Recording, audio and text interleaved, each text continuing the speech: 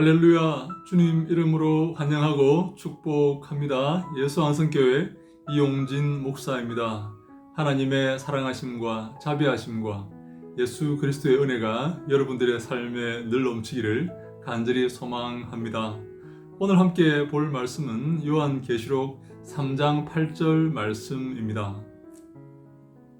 볼지어다 내가 내 앞에 열린 문을 두었을 때 능히 닫을 사람이 없으리라. 내가 내 행위를 아노니 내가 작은 능력을 가지고서도 내 말을 지키며 내 이름을 배반하지 아니하였도다. 아멘. 빌라델비아 교회에 주신 말씀이죠. 소아시아의 7교회 가운데 요한계시록 2장 3장에 나오는 소아시아의 7교회 가운데 빌라델비아 교회, 특별히 빌라델비아 교회만 온전히 칭찬을 받은 교회다, 그렇게 보고 있습니다. 서머나 교회도 참 칭찬을 많이 받았지만 빌라델비아 교회는 특별히 칭찬을 많이 받은, 온전히 칭찬만 받은 교회다, 그렇게 보고 있어요. 빌라델비아 교회는 큰 교회가 아니었습니다. 아주 작은 교회였던 것 같습니다. 내가 적은 능력으로 그렇게 말씀하시죠. 예수님께서 열린 문을 그 앞에 두신다고 말씀을 하십니다. 이제 그 앞에 거침이 없다. 하나님이 함께 하신다. 예수 그리스도가 함께 하신다. 축복하신다. 하나님께서 도우신다. 인도하신다는 그런 의미 아니겠습니까?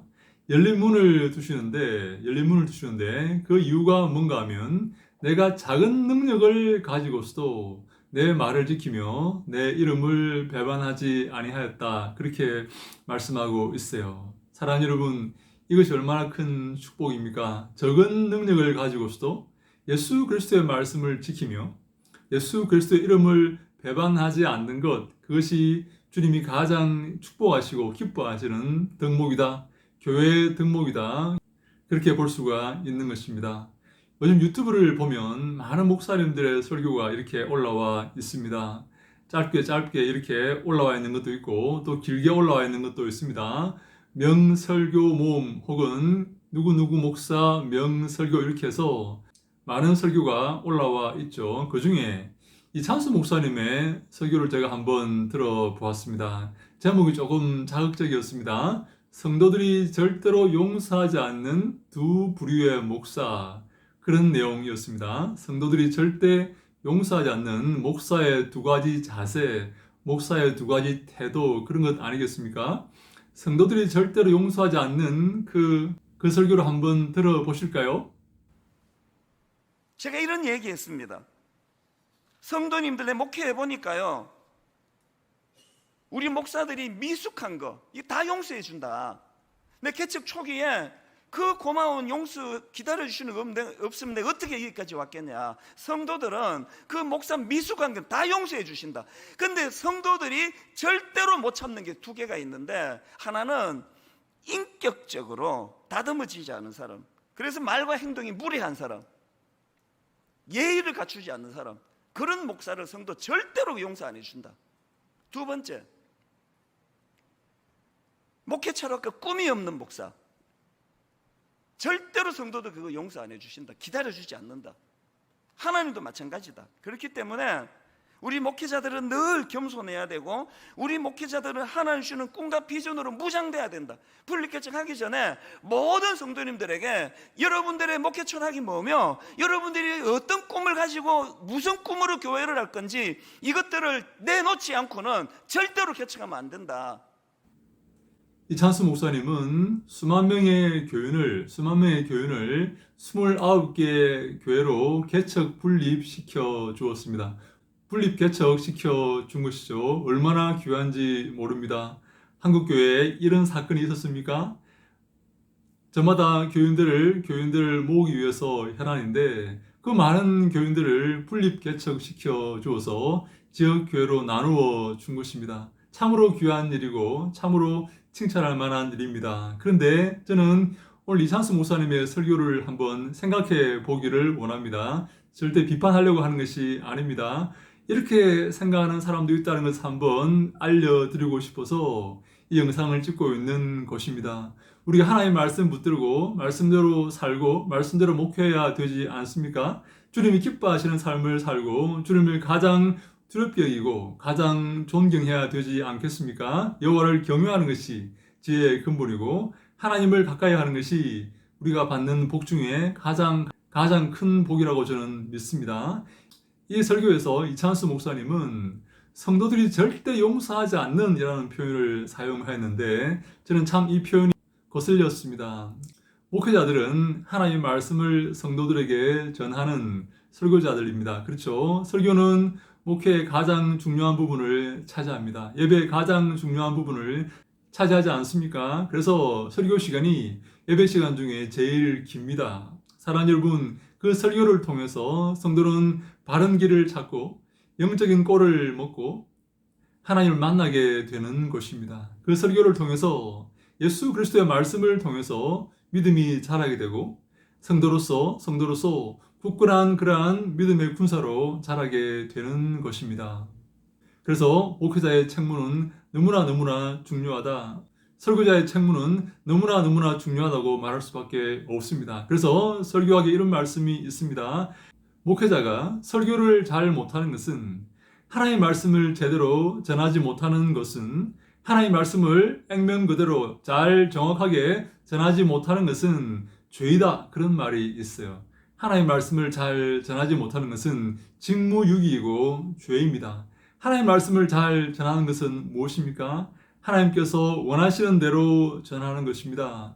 하나님께서 주시는 말씀대로 전하는 것이에요. 자기 말을 섞으면 안 됩니다. 종이 심부름꾼이 주인이 전하라는 내용만 전해야지 주인이 명령한 그 내용만 전하고 그 일만 감당해야지 자기 생각을 섞어서 자기 생각을 넣어서 그렇게 일을 처리하면 되겠습니까?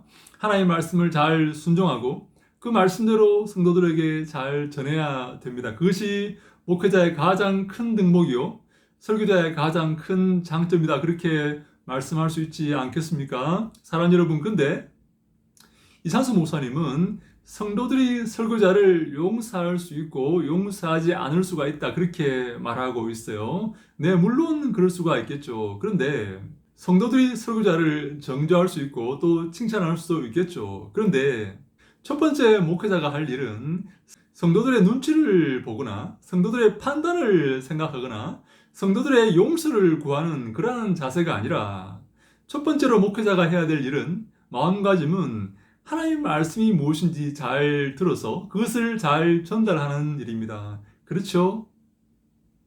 그래서 세례 요한은 헤롯의 잘못을 지적하다가 옥에 갇혀서 목이 달아났습니다. 나단 선지자는 어땠습니까? 추상 같은 그 다윗 왕의 앞에 서서 그의 잘못을 지적했습니다. 목이 달아날 것을 각오하고 목숨을 내어놓고 그것을 지적한 것입니다. 예수님은 어땠습니까? 30살 남짓의 그 청년 예수님은 그 종교 지도자들 앞에서 이 독사의 새끼들아 라고 그렇게 욕하면서 그렇게 그들을 나무라면서 사역을 감당했습니다. 우리가 기억하고 가장 초점을 두고 가장 마음속에 두어야 될 것은 성도들의 판단이 아니죠. 성도들의 용서도 아니고 성도들의 평가도 아닙니다. 우리가 가장 염두에 두고 가장 시선을 고정시켜야 될 대상은 하나님이고 하나님을 기쁘시게 하는 것입니다. 그렇죠? 그래서 바울은 이렇게 말하지 않습니까? 갈라디아 1장 10절에 내가 사람을 기쁘게 하랴 하나님을 기쁘게 하랴. 내가 지금까지 사람을 기쁘게 했다면 내가 지금까지 사람을 위해 살았다면 나는 그리스도의 종이 아니다. 그렇게 말하지 않습니까? 우리의 시선은 하나님께 고정되어야 되고 우리의 평가는 하나님만 하시는 것입니다. 그렇죠? 하나님만 나를 평가하시고 하나님만 내 사역을 평가하시고 하나님만 나를 칭찬하시는 것입니다. 그것으로 만족한 목회자가 되어야 됩니다. 사람들의 눈치를 보지 마십시오. 사람들의 평가에 귀를 기울이지 마십시오. 성도들의 평가에 귀를 기울이지 마십시오. 그들이 하나님의 사역과 하나님의 그 목회를 정확하게 평가하고 나를 정죄하고 나를 용서할 수 있다고 생각해서는 안 됩니다. 우리는 하나님만 의지하고 하나님께서 내게 주신 그 말씀만 전하면 되는 것입니다. 그것이 바로 종의 삶이요 주님이 기뻐하시는 삶이다. 그렇게 볼 수가 있어요. 이찬수 목사님은 성도들이 절대 용서하지 않는 두 가지 부류의 목사상을 이렇게 설명합니다. 첫 번째, 예의가 없는 사람이다. 무례한 사람이다. 그렇게 말하고 있어요. 네, 목사는 예의를 갖추어야 됩니다. 일반인들보다, 성도들보다 더 예의 있게 그렇게 말하고 겸손하고 예의를 갖추어야 되죠. 그런데 우리가 기억할 것은 중요한 것은 예의가 아니라는 사실입니다. 그렇죠? 예의를 갖추어야 됩니다. 그런데 더 중요한 것은 하나님 말씀을 바로 전하는 것입니다. 하나님께서 그렇게 말하라고 하면 그렇게 말해야 됩니다. 하나님이 이렇게 말씀하라고 말하라고 명령하셨는데 사람들에게 예의 있게 말하면서 그들의 눈치를 보면서 그들의 잘못을 지적하지 못하면 되겠습니까? 사랑하는 여러분, 제가 강의하는 학교에 한 학생이 제게 이렇게 말을 하였습니다. 박사과정 학생인데요. 3학년인데요. 그 학생의 친구가 대구의 한 교회에 부임을 했다고 합니다. 담임 목사로 부임을 했는데 이 목사님이, 그 친구 목사님이 그 첫 주간에 이렇게 설교를 했다고 합니다. 죄를 지어서는 안 됩니다. 주님이 가장 싫어하는 것이 죄입니다. 죄 문제를 우리가 잘 해결해야 될 줄로 믿습니다. 이런 식으로 죄 설교를 했다고 합니다. 그랬더니 장로님들이 설교가 끝난 후에 담임 목사님을, 그 친구 목사님을 방해실로 부르더랍니다. 잠깐 일로 와보십시오. 일로 와보세요.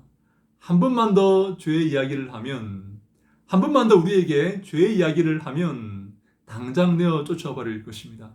당장 내어 쫓을 것입니다. 그렇게 말을 하더랍니다. 그 말을 듣고 제 학생이 너무나 안타까워서 너무 어이가 없어가지고 학교에 와서 제게 그렇게 말을 해주었던 것을 제가 기억합니다. 성도들은 자기의 잘못을 지적하면 발끈하고 기분 나빠하고 목이 곧아지고 마음이 완악해지고 그 말하는 자를, 그 설교자를 대항하게 될 것입니다. 스테반이 하나님 말씀을 전할 때에 사람들이 듣기 싫어서 들을 수가 없어서 주위에 돌을 들어서 그를 쳤지 않습니까? 하나님 말씀을 전하면 그 죄를 선포하고 그들의 잘못을 지적하면 사람들은 화가 나게 되어 있습니다. 화를 내게 되어 있어요. 자기의 잘못을 교정하고 잘못을 지적하고 책망하는 그 내용 앞에서 목을 곧게 하지 않고 순종한다면 그는 얼마나 훌륭한 성도인지 모릅니다. 그런데 대부분의 사람들은 자기의 잘못을 지적하면 발끈하게 되고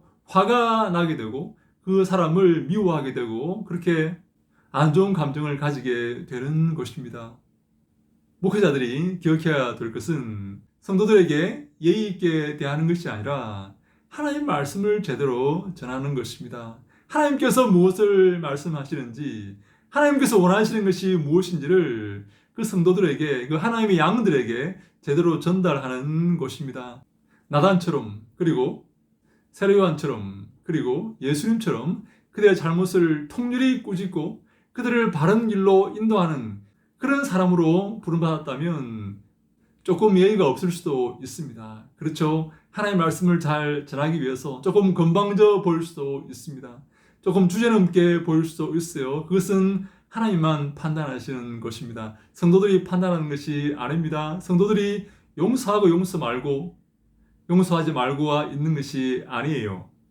여러분 오해하지 마십시오. 예의를 갖추지 말라는 것이 아닙니다. 예의 있게 말해야 됩니다. 공손하게 말해야 됩니다. 겸손하게 말해야 됩니다. 그런데 기억할 것은 하나님의 말씀을 전해야 된다는 사실입니다.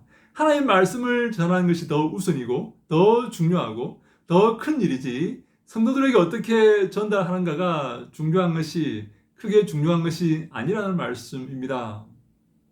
이 문제를 우리가 한번 생각해 보아야 될 줄로 믿습니다.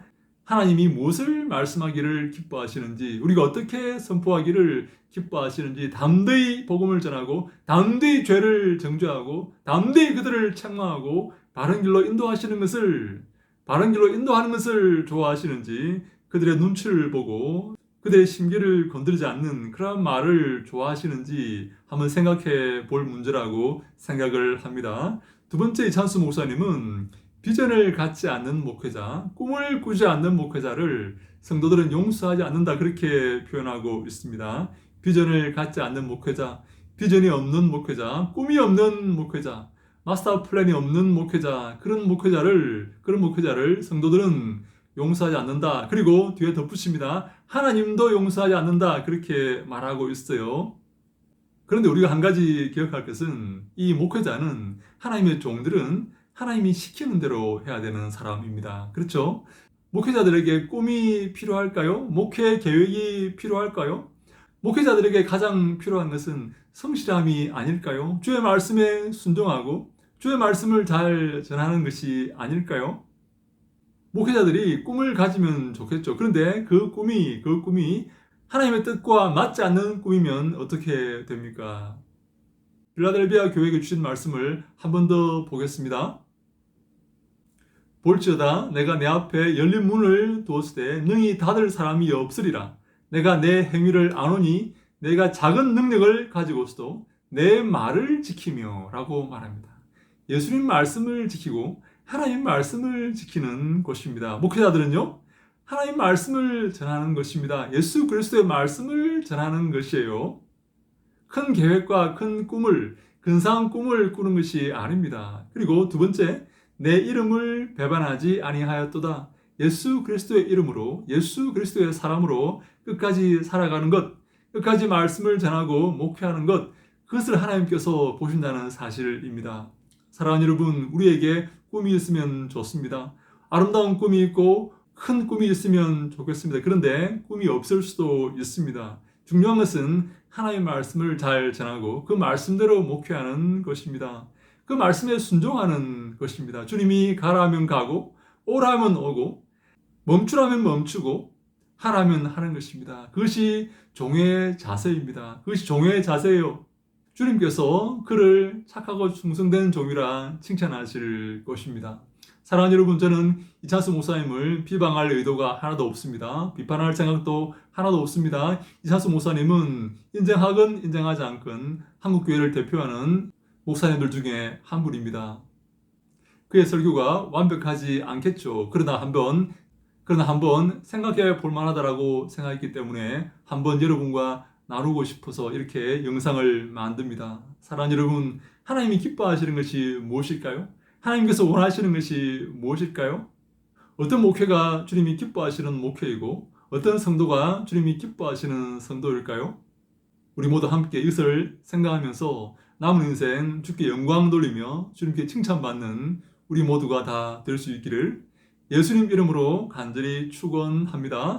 함께 마음을 모으고 뜻을 모아서 예수 그리스도의 뒤를 따르는 우리 모두가 다 될 수 있기를 예수님 이름으로 간절히 축원합니다.